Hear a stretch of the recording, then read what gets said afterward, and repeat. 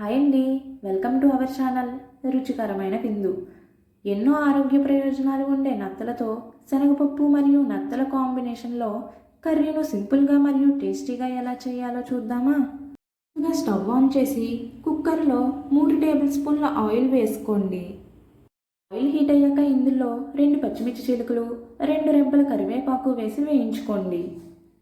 ఇప్పుడు ఇందులో 1 కప్ అంటే 300 గ్రాముల ఉల్లిపాయ ముక్కలు వేసి ఒకసారి మిక్స్ చేసి ఉల్లిపాయలు మగ్గేంత వరకు మూత పెట్టి మధ్య మధ్యలో కలుపుతూ ఉల్లిపాయలను పూర్తిగా మగ్గనివ్వండి. ఉల్లిపాయలు ఈ విధంగా మగ్గిన తర్వాత ఇందులో 1 టీ స్పూన్ అల్లం వెల్లుల్లి పేస్ట్, 1/2 టేబుల్ స్పూన్ పసుపు వేసి అల్లం వెల్లుల్లి పేస్ట్ పచ్చివాసన పోయేంత వరకు వేయించుకోండి.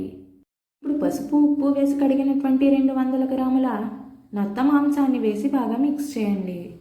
ఇప్పుడు 100 గ్రాముల శనగపప్పును 3 గంటల సేపు నానబెట్టి నీళ్లతో సహా వేసి మిక్స్ చేసుకోండి.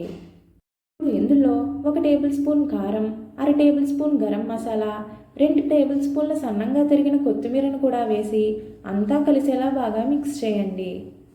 అంతా కలిసేలా బాగా మిక్స్ చేశాక ఇప్పుడు కుక్కర్ మూత పెట్టి మీడియం ఫ్లేమ్లో 5 విజిల్స్ రానిచ్చి స్టవ్ ఆఫ్ చేయండి.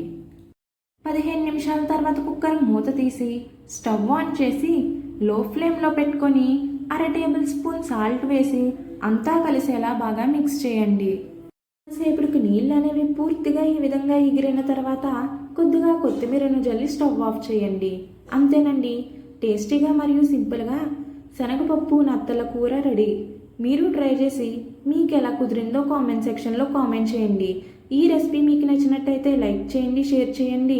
ఇలాంటి మరిన్ని రెసిపీస్ కోసం మన ఛానల్ను సబ్స్క్రైబ్ చేసుకోండి.